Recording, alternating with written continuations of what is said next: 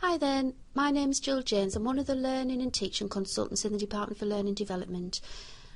I'm here just to give you a short introduction and a bit of a tour around what we hope will be a useful site for you that supports you in your learning and teaching role, and in doing so, supporting a very positive student experience. Firstly, I thought it's worth just pointing out to you the announcements section on the site. This is a regularly updated area where we post reminders for regular events that we hold, such as our Coffee and Queries drop-in sessions, but also relevant calls for papers for learning and teaching conferences and other useful information. So it's worth checking out this area regularly to see what's happening.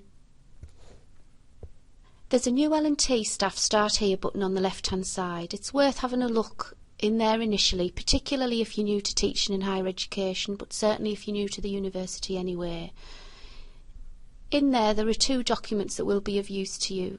One's called In at the Deep End, and that's our rough guide for staff new to teaching in higher education. Lots of hints and tips in there that will be of use to you. The other document that's in there at the moment is an overview of the support resources that are available to you. There are key contacts in there for each school within the university, such as the Learning and Teaching Coordinator, the relevant subject librarian, and Retention Support Officer, amongst others. Many staff have told us that the quick resource search feature on the site is particularly useful. This link enables you to search relevant websites such as the Higher Education Academy Subject Centre sites and the Centres for Excellence in Teaching and Learning.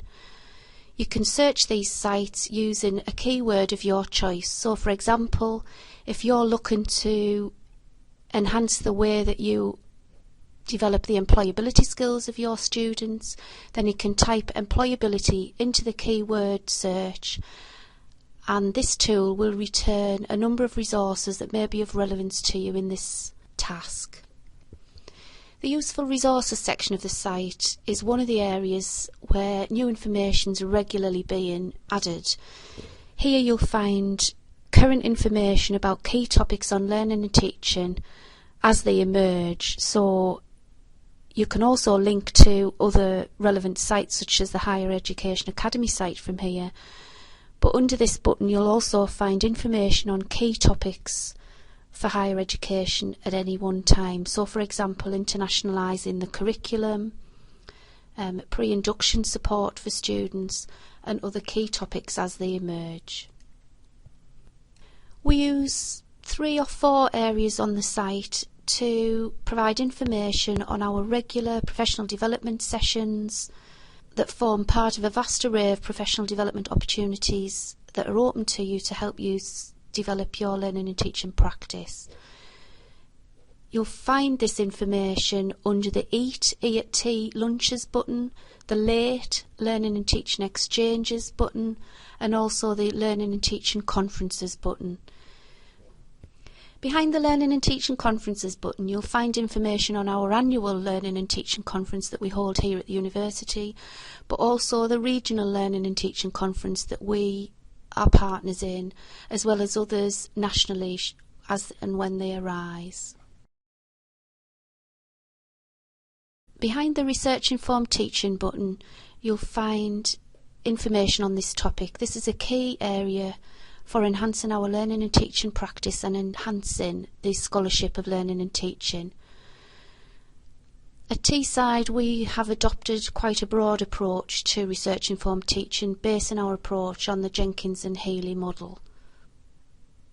This is another area of the site that is constantly undergoing updating and the addition of new information, so it's worth keeping an eye out on this area.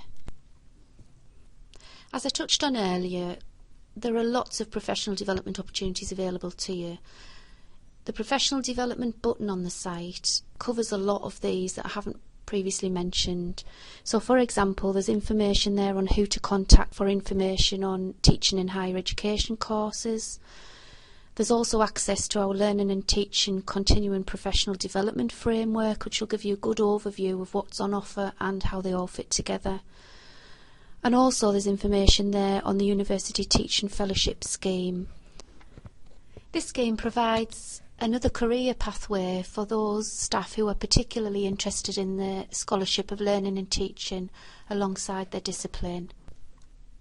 In the interests of sharing learning resources and not reinventing the wheel, we adopt a hub and spoke approach to the sharing of resources. So there is a link from the Learning and Teaching Forum site to school resources. So if you click on the button that says School of Health and Social Care Shared Resources, that will take you into the site housed by that school, but where you can access a wide range of learning and teaching resources on relevant topics, no matter which school you work in.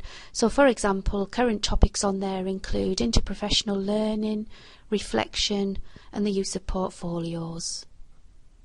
The final bit of the site that I'd like to bring your attention to is the button called Site Feedback and Comments. We hope you find this site is useful and helps you in the undertaking of your learning and teaching role. But in the interests of continuous improvement, and as this site is developing all the time, we very much welcome your constructive feedback. Please therefore post any comments on how useful you find the site, any potential additions, or any areas or pieces of information that are less than useful in your view, and we will respond to that feedback. That brings us to the end of our whistle-stop tour of this site. I hope you found it useful. Please don't hesitate to get in touch if we can be of any further help. Thanks for listening.